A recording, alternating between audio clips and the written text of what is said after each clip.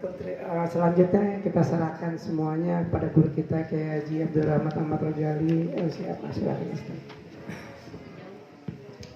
Bismillahirrahmanirrahim. Assalamualaikum warahmatullahi wabarakatuh. Waalaikumsalam warahmatullahi wabarakatuh. Alhamdulillah wa kafa wassalatu wassalamu ala nabiyil mustafa wa ala alihi wa sahbihi ahli sidqi wal wafa. Asyhadu an la ilaha illallah wahdahu la syarika lahu wa asyhadu anna Muhammadan abduhu wa rasuluhu wa safiyyu min khalqihi wa habibuhu. Allahumma salli ala Muhammad wa ala alihi wa sahbihi wa man tabi'ahum bi ihsanin ila yaumil ma'ad.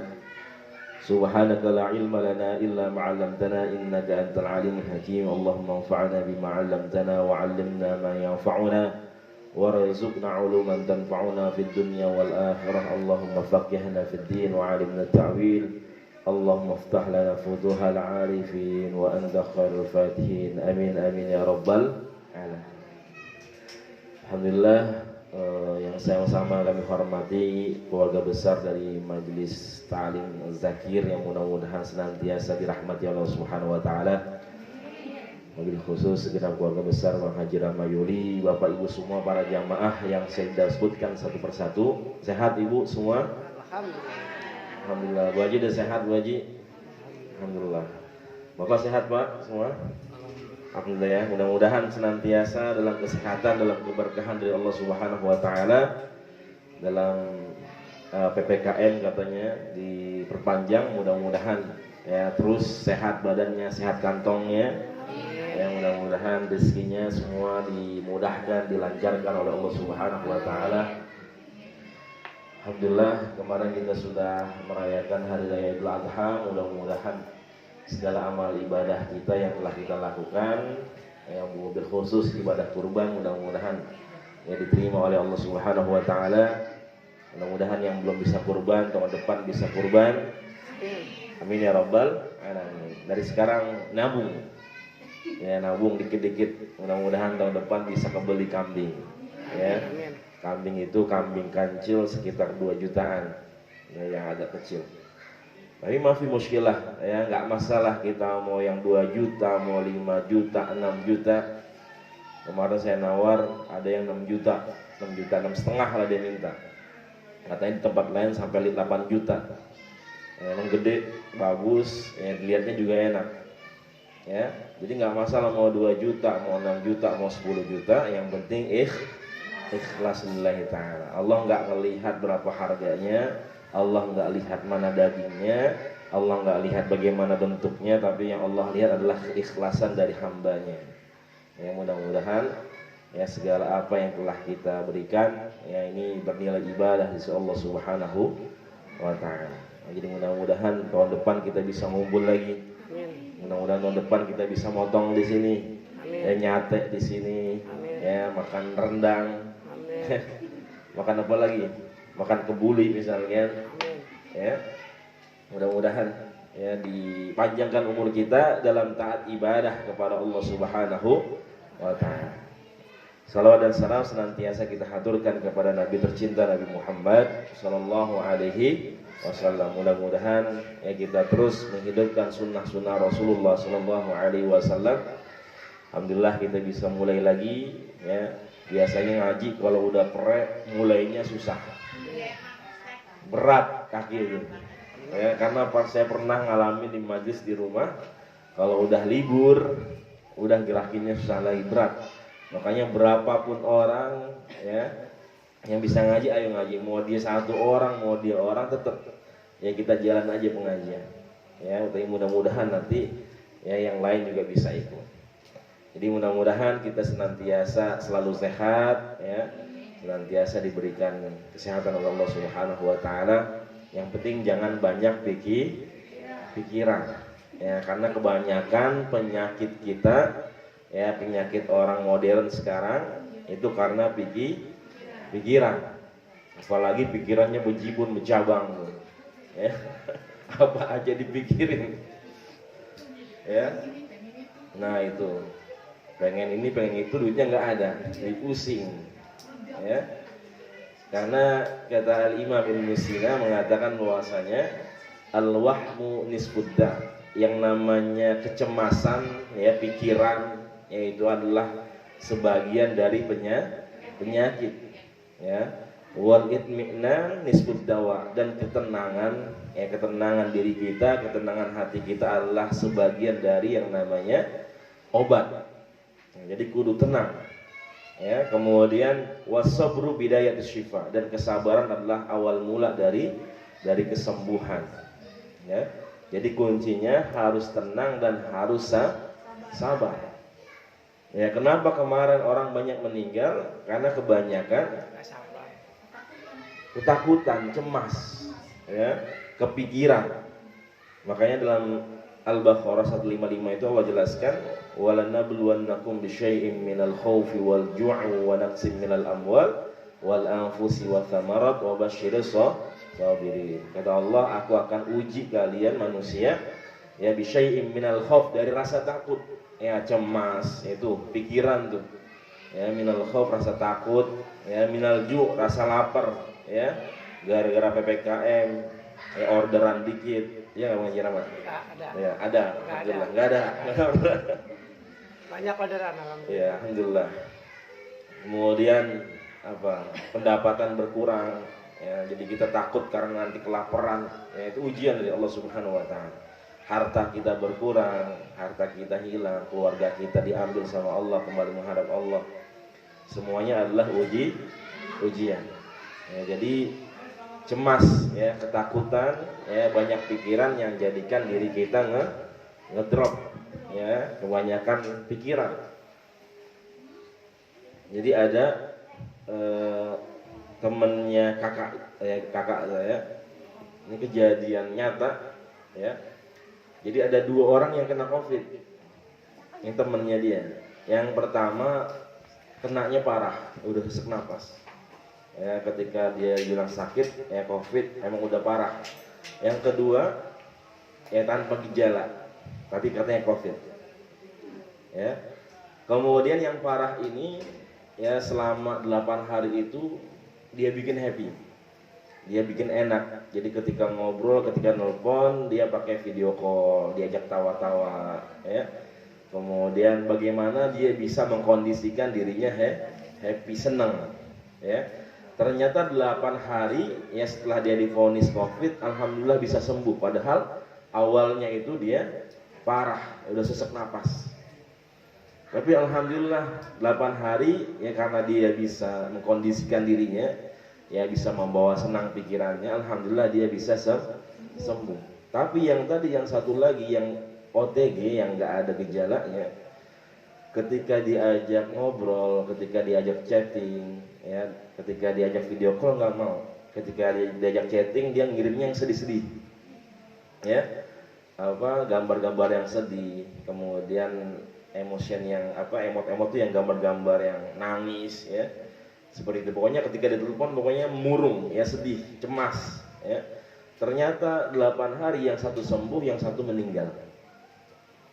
Yang satu sembuh, yang satu meninggal ya, karena apa tadi? Karena cemas, kebanyakan takutnya, kebanyakan pikirannya ya. Nah, sama seperti kemarin ketika saya sakit ya. Kenapa? Karena ternyata kemarin kan ada temen pengurus masjid itu, dia minta minyak wangi, kayu putih ya, yang pernah di sini beli ya. Itu paginya dia minta, paginya dia belum bilang bahwasanya dia kena COVID ya. Pas sore ya, ada orang nge-share di masjid dia itu bahwasanya masjid dia ditutup ya, karena tadi ada yang kena COVID. Saya konfirmasi ke dia, bener bahwasanya dia pengurusnya kena COVID, dia baru ngaku. Akhirnya sore saya bawain ya minyak kayu putih. Dia nanya, "Gak bayar gimana nih, mau transfer apa mau cash?" Ya. Kalau cash berarti harus ketemu, sedangkan dia COVID. Saya bilang udah gampang, yang penting ente sembuh dulu. Aneh bawain, yang penting ente sembuh dulu. Bayar mah gampang, nggak usah bayar juga nggak apa-apa. Akhirnya saya bawain, saya kira dia ntar bayarnya. Ternyata dia keluar, dia bawa amplop, dia kasih saya itu amplop. Ibu gimana bu? Itu orang kena COVID, Itu orang kena COVID, ngeluarin amplop, ya amplopnya dikasih kita. Itu saya nanggapinnya udah bingung tuh. Ini gimana saya nanggapinnya? Masih ambil duit. Kemarin juga ada yang begitu. Ya udah saya tawakal aja baca bismillah, saya ambil pelan-pelan langsung saya masukin jok motor. Udah habis itu maghrib tiba-tiba badan saya nggak enak. Wah ini mulai pikiran nih. Mulai pikiran. Badan anget. Ini juga bingung. Kok tiba-tiba bisa anget? Tahu ya sama ya. Tadi ketemu siapa? Emang tadi ketemu katanya. Ya ketemu, orang ngasih duit gimana ketemu. Ya. Pikiran tuh, tapi alhamdulillah walaupun panas tapi saya berusaha tidak membawa penyakit saya ini gara-gara dia. Ya. Pokoknya saya bawain aja. Pokoknya ini bukan apa-apa penyakit. Ya mungkin karena kecapean atau apa. Karena kalau kita pikirin gara-gara Covid dan saya nanti Covid, ya udah nanti tambah parah. Tapi alhamdulillah ya minum vitamin, pokoknya bawa enak aja semua walaupun memang lemes banget. Ya. Tapi alhamdulillah bisa sembuh, ya. Jadi pileknya, batuknya semua itu alhamdulillah bisa sembuh. Karena tadi jangan terlalu dibawa pikiran. Ya. Makanya kan banyak para ulama-ulama yang mukasyafah yang memang mereka itu dibuka penglihatannya oleh Allah Subhanahu wa taala. Ya, pernah ada cerita bahwasanya ada suatu virus yang mau menyerbu kota Damaskus, dan ulama yang mukasyafah ini yang bisa berbicara dengan makhluk-makhluk yang kita orang biasa ini nggak bisa bicara, itu mereka bisa bicara. Ulama-ulama yang dikasih kelebihan oleh Allah Subhanahu wa taala. Ya bisa melihat, bisa bicara yang kita orang biasa nggak bisa melakukan, nggak bisa melihat, nggak bisa bicara. Ditanya sama ulama ini virus mau kemana? Dia bilang saya mau ke kota Damaskus. Ngapain? Ini nanti memang perintah Allah. Ya akan saya jadikan wabah di Damaskus ini. Ya. Kemudian ulama ini bertanya nanti berapa orang yang meninggal? Yang meninggal sekitar 1.000 orang. Ya. Yang meninggal sekitar 1.000 orang. Kata ulama, ya berapa lama? Sekitar 2 tahun. Setelah 2 tahun dia balik lagi ketemu sama ulama tadi. Ya, gimana? Wabahnya sudah selesai? Sudah. Kemudian berapa orang yang meninggal? Sekitar 10.000 orang. Yang tadinya targetnya 1.000 orang jadi 10.000 orang. Kemudian ditanya kok bisa? Ya kenapa bisa? Yang 1.000 meninggalnya karena virus, tapi yang sisanya meninggalnya karena takut, karena cemas, ya kepikiran, ya ada ambulan lewat, ya bolak-balik, ya jadi ketakutan, ya ada tetangganya kena, dia jadi ketakutan, ada orang meninggal karena Covid, dia dengar beritanya, ya jadi takut, ya. Jadi mudah-mudahan ya kita bisa senantiasa ya menjaga pikiran kita, ya hati kita, ya mudah-mudahan senantiasa dekat dengan Allah Subhanahu wa taala. Amin ya rabbal alamin. Insyaallah kita akan teruskan kajian kita ya hadis yang ke-17. Ya kita baca ya bismillahirrahmanirrahim. Bareng-bareng ya. An Abi Ya'la Shaddad Ibni Ausin radhiyallahu anhu an Rasulillah sallallahu alaihi wasallam qala inna Allah katabal ihsana ala kulli syai'in فإذا قتلتم فأحسنوا القتلة وإذا ذبحتم فأحسنوا الذبحة وليحد أحدكم شفرته وليرح ذبيحته رواه مسلم. Ya, jadi hadis ini berbicara tentang umumul ihsan. Ihsan itu adalah kebaikan, ya.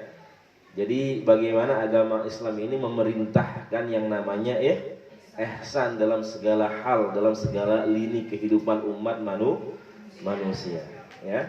Hadis ini diriwayatkan oleh Abu Ya'la Shaddad ibni Ausin. Ya, julukannya, panggilannya namanya Abu Ya'la, nama aslinya Shaddad ibni Ausin radhiyallahu anhu.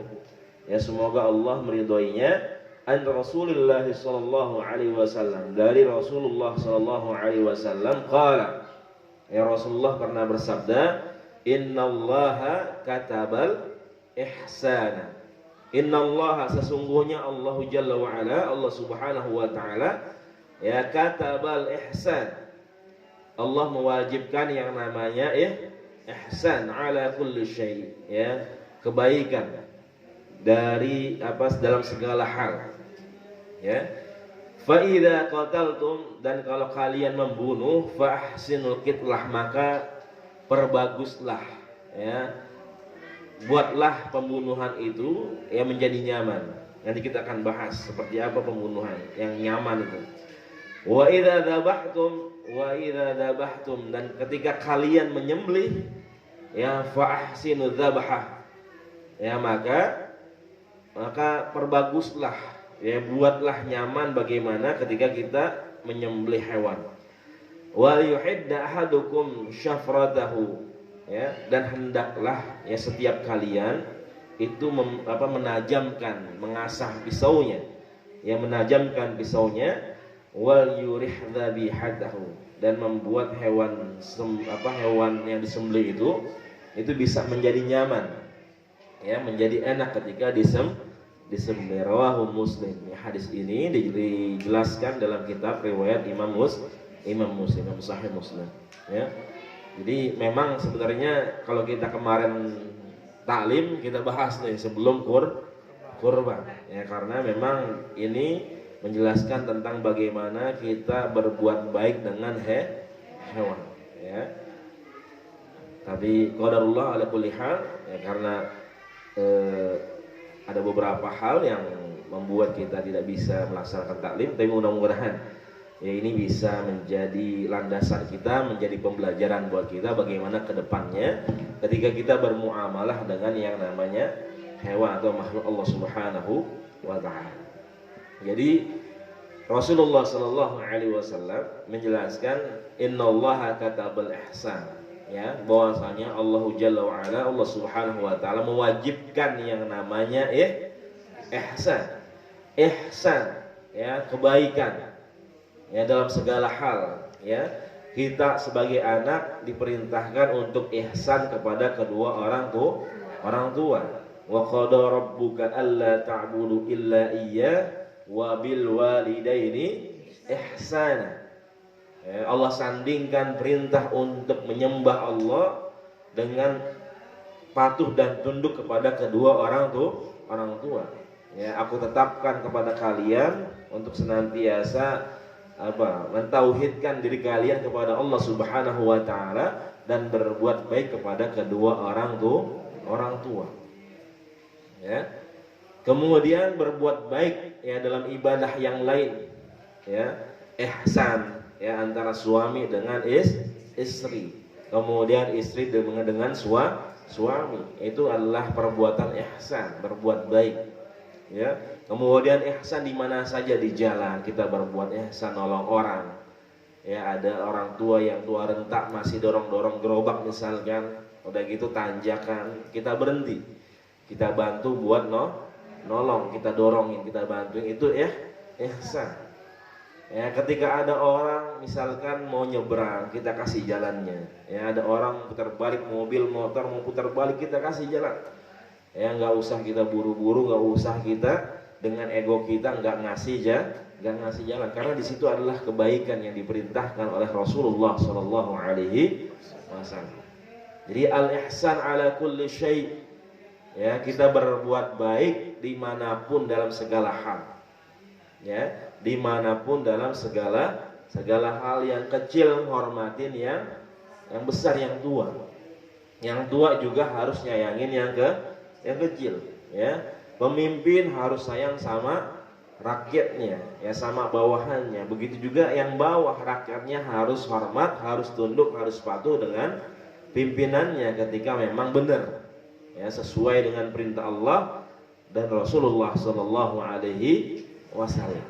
Ya, jadi ihsan ini yang diperintahkan oleh Nabi kita, Nabi Muhammad Shallallahu Alaihi Wasallam. Makanya Rasulullah mencontohkan bagaimana kita, ya sebagai seorang manusia bisa menerapkan ihsan.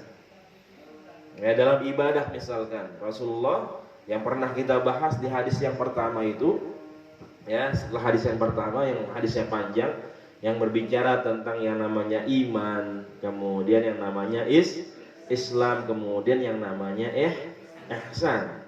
Ya, apa itu ihsan? An ta'budallah ka'annaka tara fa in lam takun tara fa innahu yara. Ihsan itu adalah ketika kita menyembah Allah seakan-akan kita melihat Allah Subhanahu wa taala. Dan kalau kita menyembah Allah, kita tidak melihat Allah, tapi kita yakin bahwasanya Allah melihat kita. Ya, tapi yang namanya di dunia kita tidak akan pernah bisa melihat Allah. Kapan lihatnya nanti? Ya, di akhirat. Ya, soal kiamat itu menjelaskan wujuh yauma idzin nadhirah ila rabbiha nazirah. Jadi akidahnya Ahlus Sunnah wal Jamaah itu bahwasanya kita nanti di akhirat akan melihat Allah dengan mata kepala kita. Ya, mata telanjang kita melihat Allah langsung. Ya, wujuhu yawma idzin nadirah ila rabbiha nadirah. Pada hari itu orang-orang yang beriman matanya akan bersinar, ya, akan berkaca-kaca karena melihat Allah secara jelas. Ya. Subhanallah, nanti kalau kita baca bagaimana keadaan manusia ya di hari kebangkitan itu luar biasa. Ya, fase-fasenya banyak sekali. Ya, kalau Bapak Ibu baca atau kaji tafsiran dari surah Yasin itu yang berbicara tentang hari akhir, itu luar biasa. Ya, bagaimana manusia digiring, dibangkitkan dari kubur, kemudian digiring, ya. Digiringnya itu nanti melewati beberapa pos pemberhentian. Ya, ada sekitar 20 pos pemberhentian, kemudian nanti digiring lagi ya ke padang mahsyar. Dari padang mahsyar nanti digiring lagi ke mizan, ya tempat penimbangan amal perbuatan kita. Kemudian nanti digiring lagi ya menuju siratul mustaqim, ya jalan yang lurus atau sirat itu jembatan yang di bawahnya ada api neraka, kemudian di ujungnya ada surganya Allah Subhanahu wa taala. Dan setiap fase itu perjalanan itu kurang lebih selama 1000 tahun. Ya, 1000 tahun di akhirat, bukan 1000 tahun di dunia. Saya bayangkan fasenya begitu lama. Ya. Makanya di sini Rasulullah mengajarkan kita berbuat baik sekecil apapun sama hewan. Ya, kemarin siapa namanya? Yang meninggal? Kucing apel. Ya. Ya, subhanallah. Jadi sama kucing ya, semuanya. Ya, irhamu man fil ardi yarhamkum man fis sama. Ya, sayangi semua makhluk Allah yang ada di muka bumi, maka nanti penduduk langit ya akan menyayangi kita. Kita yang suka berbuat baik, yang suka sayang sama penduduk Allah yang ada di muka bumi. Fa idza qataltum fa ahsinul qitlah. Kata Rasul, kalau kalian membunuh maka perbaguslah. Ya, buat nyaman bagaimana ketika kalian membunuh. Maksudnya ini buat yang kemarin kita bahas, bahwasanya setiap ada beberapa golongan yang boleh dibunuh. Masih ingat nggak, Bu? Pada umumnya kita nggak boleh membunuh manusia. Ya, karena dalam Islam yang namanya membunuh itu adalah dosa besar. Ya, man qatala nafsan bighairi nafsin faka'annama qatala an-nasa jami'a. Siapa saja yang membunuh manusia dengan sengaja, maka dia bagaikan membunuh seluruh umat manusia. Jadi satu kita bunuh orang, pahalanya balasannya seperti kita membunuh seluruh manusia. Tapi kalau kita bisa ngidupin satu orang, kita nyantunin anak yatim, kita bantu orang duafa, satu orang saja, itu pahalanya seperti kita membuat hidup seluruh umat manusia. Ya, kemarin kita sudah bahas ketika manusia dilarang buat kita bunuh, mau dia orang muslim, mau dia orang kafir, tapi ada 3 golongan yang boleh dibunuh. Ya, yang pertama adalah apa, Bu? Ya, an-nafsu bin nafsi, orang yang membunuh orang lain. Ada namanya hukum, masih ingat nggak? Hukum kisos, ya, hukum kisos, ya. Jadi kalau saudara kita dibunuh, keluarga kita dibunuh, boleh kita ngebunuh orang yang membunuh. Tapi tadi yang seperti yang sudah saya jelaskan harus lewat pengadilan. Ada hakim yang memutuskan. Ya, kalau terbukti silahkan dibunuh dan yang dilakukan oleh hakim, bukan dengan kita, dengan seenaknya enggak, tapi dengan lembaga atau pemerintah yang memang berwenang di situ. Ya, jadi ada namanya hukum qisas.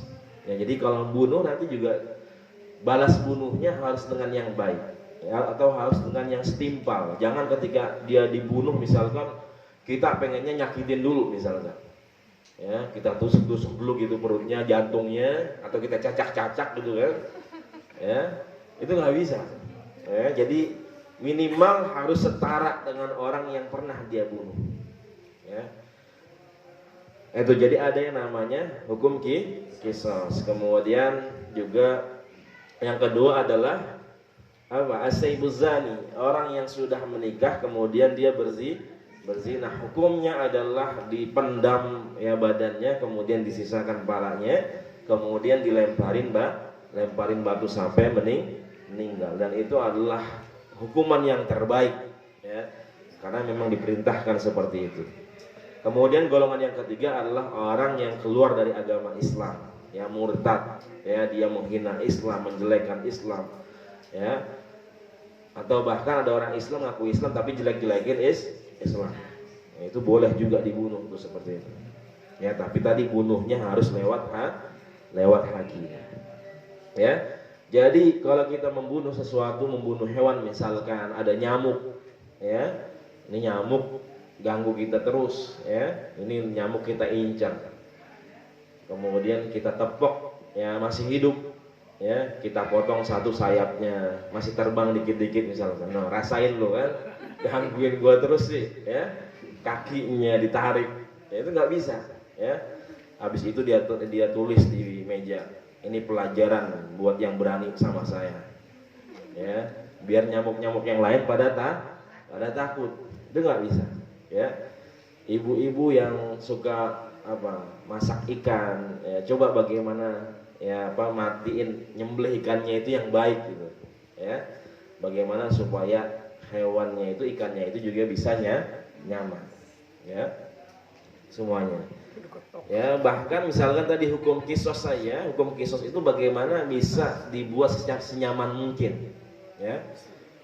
Misalkan ya di negara, ya, di beberapa negara ini yang namanya hukuman mati itu cuma 3. Yang pertama, hukuman mati itu dengan tembak, ya, hukuman mati itu dengan menembak. Misalkan di Cina itu ditembak. Kemudian yang kedua, hukuman mati itu digantung, ya, digantung, ya, seperti di Mesir itu digantung. Kemudian yang ketiga, hukuman mati itu dengan dipancung, ya, dipancung. Jadi 3 itu. Beberapa negara 3 hukuman mati. Tadi balasan dari qisas, dan itu, ya, menurut analisa, ya, para kriminolog, orang-orang yang memang mengerti bagaimana tindak kriminal itu, katanya yang paling enak itu adalah ketika dipancung. Ya, sebenarnya belum ada pernyataan resmi dari orang yang pernah ngerasain itu. Karena orang yang menganalisa, orang yang buat penelitian juga nggak pernah merasakan pancung. Belum pernah dipancung, belum pernah digantung, sama belum pernah ditembak, ya. Karena orang-orang yang pernah merasakan nggak pernah ngomong enakan mana, ya. Nggak ada yang pernah bicara enakan digantung apa dipasung apa ditembak, ya.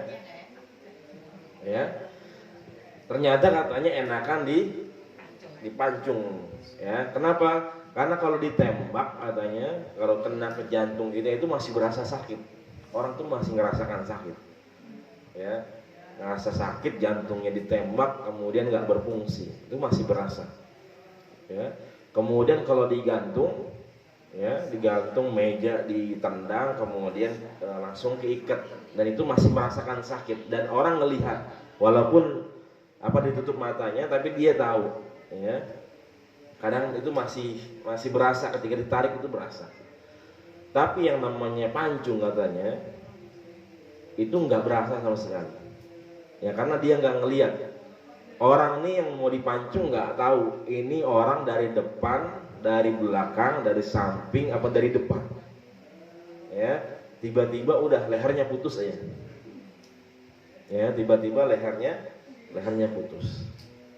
Ya, nanti kalau pergi umroh, pergi haji, lihat di Masjid Qisas, ada namanya Masjid Qisas. Ya, nanti boleh ngelihat. Ya kalau kuat. Ya. Ya hari Jumat. Ya, jadi gitu. Kalau pancung dia nggak tahu dari arah mana dia bakal dipancung, tiba-tiba udah habis. Ya. Jadi itulah bagaimana agama Islam yang menerapkan qisas itu sebaik mungkin.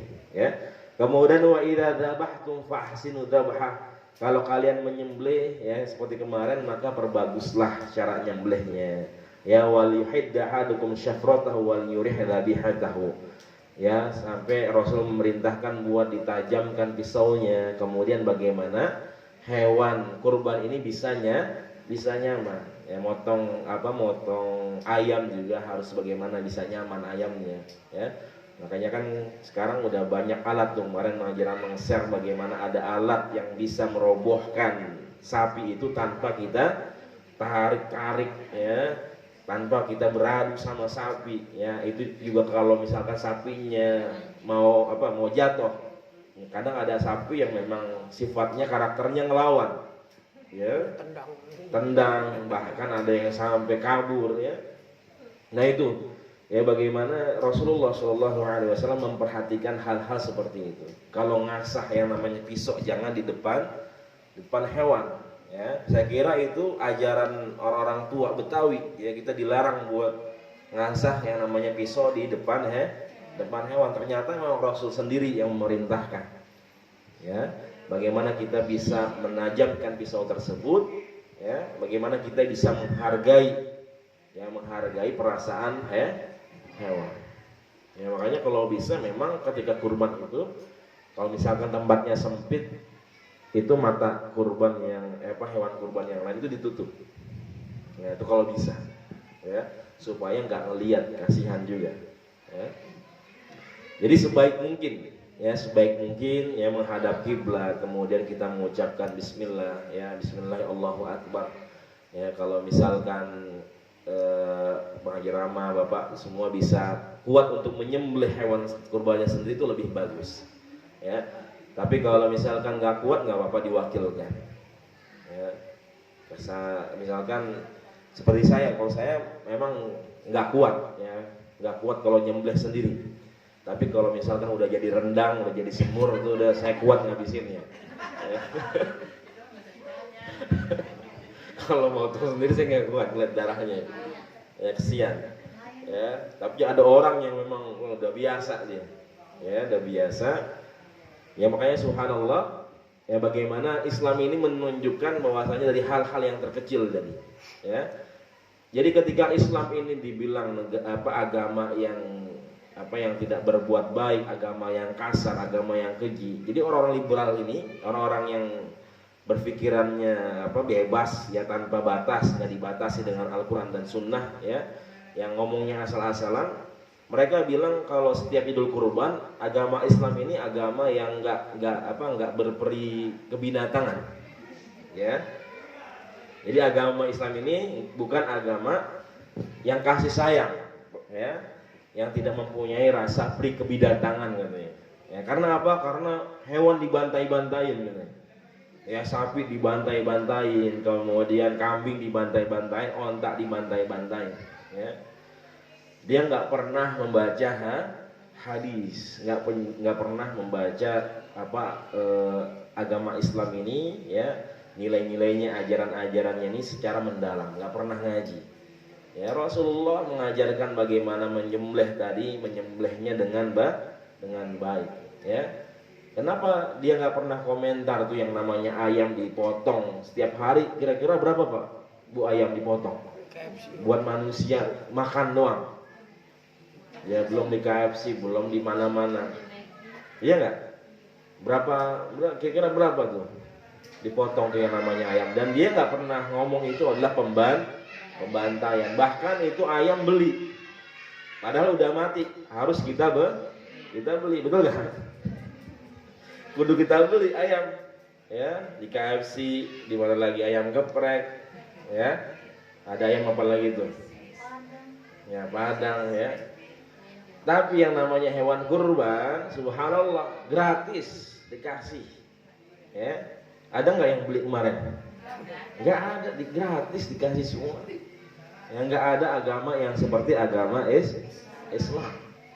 Ya makanya mereka bilang nih, orang-orang yang benci sama Islam, ini agama yang suka bantai-bantain hewan. Ya, dia nggak belajar bagaimana agama Islam. Bahkan mereka nyuruh udah nggak usah repot-repot, nggak usah bikin berantakan, banyak darah, ya banyak bau hewan katanya. Udah kurban itu ngasih duit aja, nggak usah beli hewan kurban, ya pinggir-pinggir jalan pada kotor tuh katanya orang dagang hewan kurban, udah nggak usah. Itu orang-orang liberal tuh, orang-orang yang ngomongnya seenaknya, mikirnya seenaknya. Udah transfer aja, kasih buat orang fakir miskin, mungkin lebih bermanfaat. Ya. Kalau kita pikir, ya kalau kita nggak pernah ngaji, ya kita cerna itu omongan, bisa masuk akal juga. Kira-kira masuk akal nggak, Bu? Udah kasih duit aja, nggak usah beli hewan. Ya kasih orang miskin, anak yatim, dia lebih senang. Masuk akal, bener. Ya. Tapi kenapa kita motong hewan, kita beli hewan? Karena kita ngikutin sunnahnya Nabiullah Ibrahim alaihissalatu wassalam. Ngikutin sunnahnya Nabi Ibrahim. Ya. Urusan ngasih duit mah banyak, ya yang lain juga banyak, ada infak, ada sedekah, ada zakat, itu lain lagi. Ya ini ibadah yang memang tiap tahun, ya tiap tahun kita lakuin, setahun hanya satu kali. Ya makanya kita kudu beli hewan kurban. Nggak bisa kita cuma transfer, kita kasih duit ke orang, nggak bisa, nggak boleh. Itu namanya bukan kurban, ya. Karena yang namanya kurban, walaupun ditransfer, dia harus beliin hewan kurban kemudian disembelih. Itu namanya baru kurban. Kalau mau ngasih duit tadi, infak, sedekah, zakat tuh banyak, silahkan kasih yang banyak-banyak. Ya. Tapi kalau hewan kurban, ya kudu kita beli, kudu kita sembelih. Ya ini subhanallah. Jadi bagaimana agama Islam ini agama yang rahmatan lil alamin. Ya, ada orang Islam bilang bahwasanya agama Islam ini dia benci sama agamanya sendiri, ya nggak usah ngadain kurban. Ini orang-orang Islam liberal, yang orang-orang yang nggak pernah belajar. Mungkin dia belajar, cuman dia menyelewengkan. Mungkin dia belajar, cuman dia menafsirkan, yang mengartikan ajaran Islam ini sesuai dengan hawa nafsu mereka, ya sesuai dengan kepuasan mereka, ya. Ada orang bilang bahwa agama Islam ini agama teroris, ya agama yang nggak ada kasih sayang. Ya lihat bagaimana sejarah membuktikan Rasulullah Shallallahu Alaihi Wasallam. Ya dari yang namanya hewan aja kita disuruh berbuat baik. Ya ketika nyembelih aja berbuat baik. Ketika perang juga, yang nggak boleh yang namanya ngerusak tanaman, ya nebang pohon korma misalkan, memotong hewan memotong pohon korma, karena korma adalah makanan pokok orang Arab ketika itu. Ya, nggak boleh nyakitin yang namanya anak kecil, wanita, ibu hamil, orang-orang yang sudah lansia, sudah tua renta, itu nggak boleh. Semua ada aturannya. Ya, bagaimana Rasulullah dengan ihsannya, dengan sifat baiknya mencontohkan kepada kita semua bahwasanya dalam setiap apapun kita senantiasa berbuat baik. Ya, jangankan sama manusia, sama hewan aja kita kudu berbuat baik, apalagi sama yang namanya manusia. Ini subhanallah. Jadi hadis ini mengajarkan tentang bagaimana Islam yang rahmatan lil alamin. Islam yang penuh dengan kasih sayang. Ya, bahkan tadi saya baca berita, ya ketika nggak ada agama lain yang memerintahkan kurban ini, ada orang non-muslim tadi dia masuk rekor muri, dia memberikan hewan kurban sekitar 1.100 kalau nggak salah, 1.100 hewan kurban, tapi non muslim ya, 1.100 hewan kurban. Makanya dia dapat rekor muri, dapat penghargaan dari muri itu yang suka bikin rekor ya, itu dapat penghargaan. Tapi non muslim diterima nggak? Ya nggak diterima ya. Tapi Allah balas kebaikan dia dengan kebaikan di dunia. Jadi kalau ada orang muslim, ada orang non muslim yang berbuat baik ya, tadi misalkan ngasih hewan kurban, maka Allah balas ya kebaikan tersebut dengan kebaikan lagi ya, dan kebaikannya hanya sebatas di dunia. Contohnya apa? Mungkin kerjaannya tambah enak ya, bisnisnya tambah maju ya, keluarganya tambah sehat. Itu kebaikan dari Allah karena dia telah berbuat baik. Tapi untuk urusan akhirat, itu perbuatan, itu sumbangan nggak nyampe sampai ke akhirat. Kenapa? Karena kalau sudah masuk akhirat itu harus bawa yang namanya iman, Islam, ihsan ya. Sedangkan dia nggak mengakui ya Allah sebagai Tuhan, Nabi Muhammad sebagai utusan. Makanya hanya terputus hanya di dunia saja, nggak bisa dia bawa ke akhirat. Karena akhirat harus ada yang namanya iman ya, keyakinan kita kepada Allah Subhanahu wa ta'ala ya. Ini mudah-mudahan para jamaah semua, Bapak Ibu semua yang dirahmati Allah Subhanahu wa ta'ala, jadi kita bisa berbuat baik ya, dengan siapapun, dengan semua makhluk Allah Subhanahu wa ta'ala. Kita berbuat baik ya dimanapun dan kapanpun ya, senantiasa kita niatkan ya untuk kebaikan diri kita ya. Allah sangat menghargai sekecil apapun yang kita kerjakan ya, itu akan membawa manfaat untuk diri kita ya, akan membawa keberkahan buat diri kita. Mungkin kebaikan kita kecil menurut kacamata kita, tapi bisa menjadi besar menurut kacamata orang lain ya. Ketika kita misalkan ngasih beras ya, kasih beras cuman seliter misalkan, menurut kita mungkin kecil. Tapi ketika orang yang memang dalam kesehariannya mereka itu susah untuk mendapatkan beras, 1 liter itu menjadi sesuatu yang luar biasa. Bahkan kalau kita kasih itu doanya apa aja didoain buat kita. Betul nggak Bu? Ya, kita kasih 2.000 aja, 5.000 orang di pinggir jalan ya, yang kira-kira emang udah lesu, udah tua renta ya, kita kasih itu. Ketika kita kasih duit itu doanya apa aja didoain ya, biar sehat, biar kerjaannya enak, lancar, keluarganya semua pada sehat, rezekinya lancar ya, urusannya mudah semua. Ini subhanallah ya. Jadi kebaikan sekecil apapun ya bisa jadi besar di mata orang lain. Jadi mudah-mudahan ya kita bisa melakukan hal-hal yang terbaik dalam diri kita, walaupun itu kecil atau sedikit, mudah-mudahan bisa membawa keberkahan buat kita. Mungkin sampai sini karena kita insyaallah yang akan dikit lagi isya. Mungkin ada yang ditanyakan para jamaah semua.